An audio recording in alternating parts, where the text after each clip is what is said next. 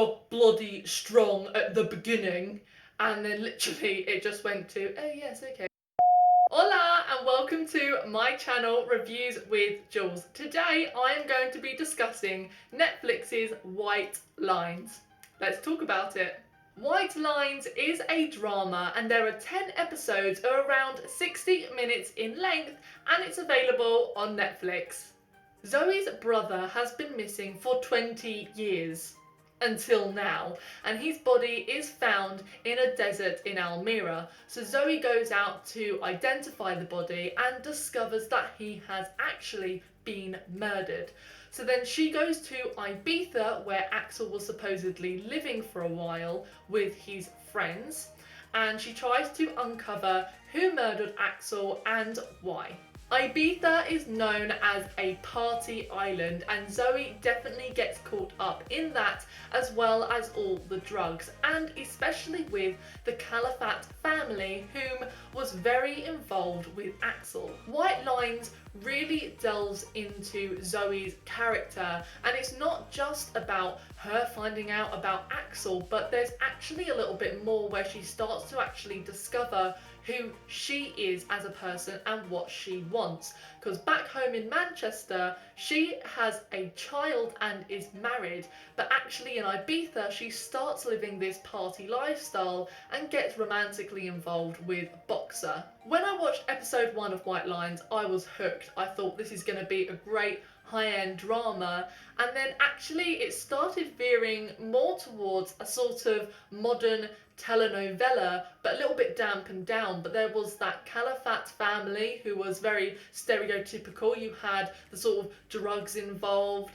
the young son who could not do any wrong in the mother's eyes, the mother who was a trophy wife, and the father who didn't really care if she went off sleeping with people. But then you also had the addition of Zoe into the mix, who was a British girl trying to discover herself as well as uncover her brother's murder.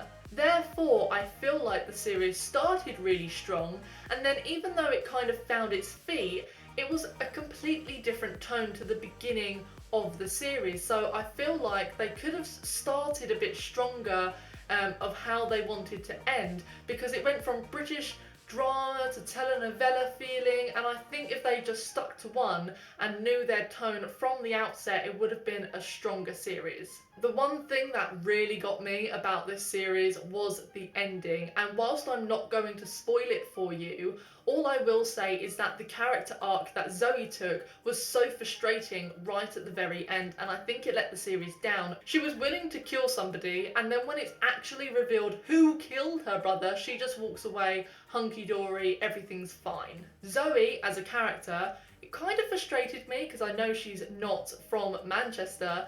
Her accent was so bloody strong at the beginning, and then literally it just went to, oh yes, okay. Like, so I think if you're going to cast somebody who has a strong Mancunian accent, they need to keep that all the way through. And I actually think her accent was more broad and northern than it was specific Mancunian. Boxer was obviously one of my favourite characters. He was so sexy, he was so seductive, and he actually really treated Zoe very nice, and he was very honest.